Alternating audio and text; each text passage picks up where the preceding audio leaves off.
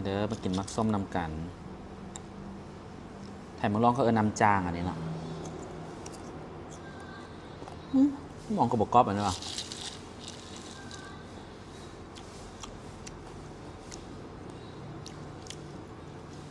ใส่กะปิใส่บัวแห้งใส่ขิงกระเทียมมะเขือน้ำตาลลืมใส่แป้งนัวใส่แล้วต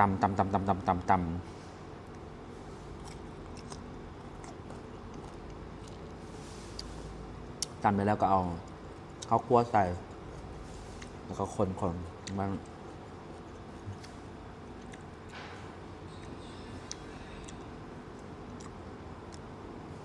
ถ้าเป็นนำกันบอกว่าอย่าลืมไปแล้ว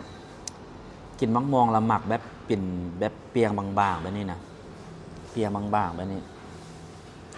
เพราะละหมักเปียงบางๆแบบนี้บ่หมักเป็นตอนแบบฝักเอาเนาะ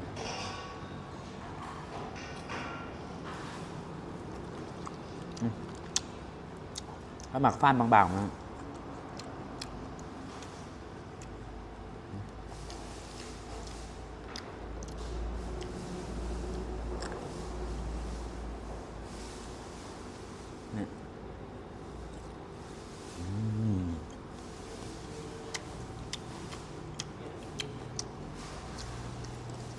ยามันเฮียเนาะเนี่ย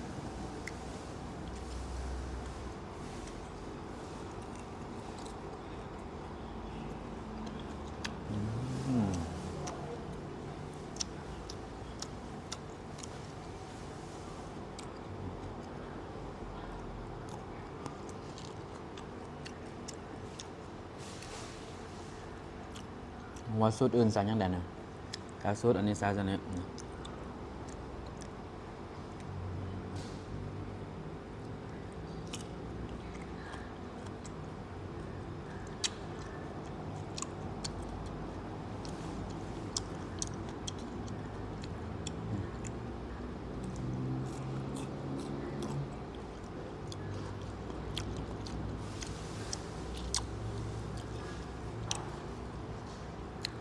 มากิน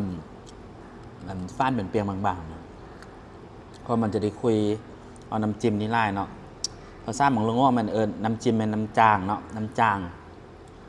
มันเป็นน้ำจำมักส้ม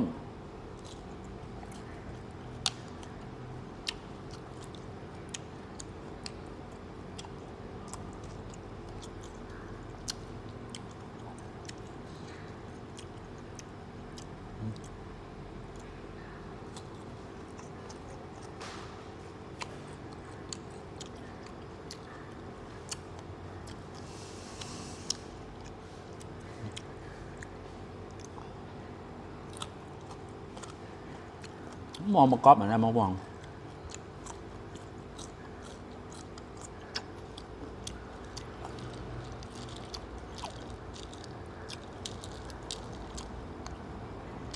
ส้มมันแต่ก่อนโลนึง5,000มาเดี๋ยวนี้โลนึง15,000ละยังกระแพงเนาะ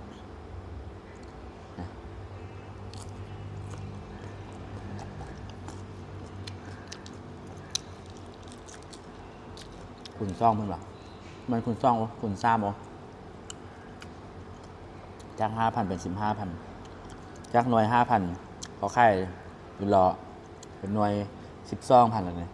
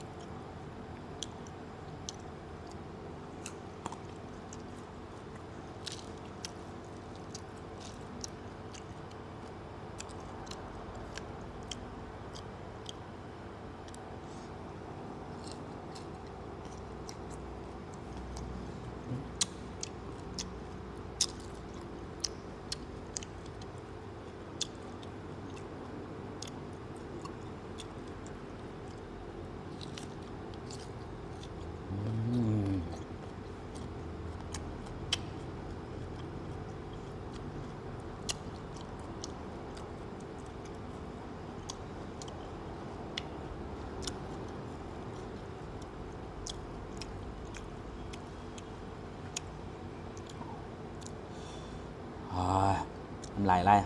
คณะกินอย่างไรเนาะ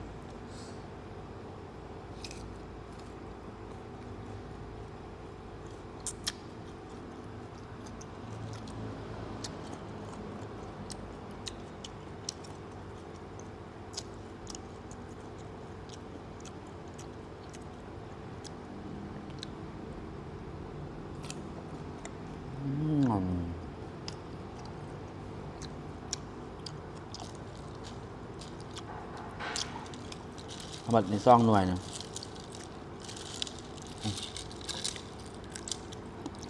คณะแซ่นำกรเลยเนี่ย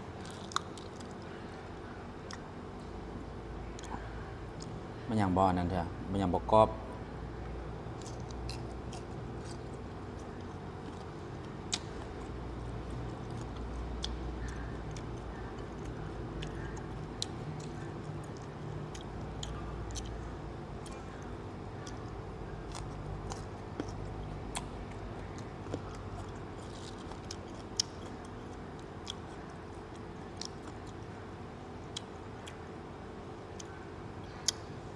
ไป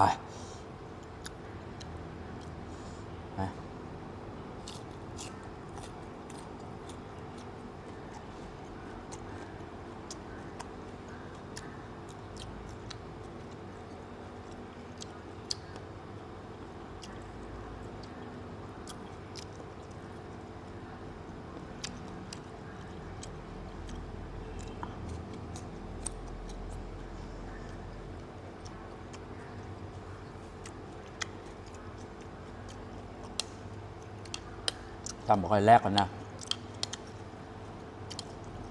มันยับๆมันหนึ่ง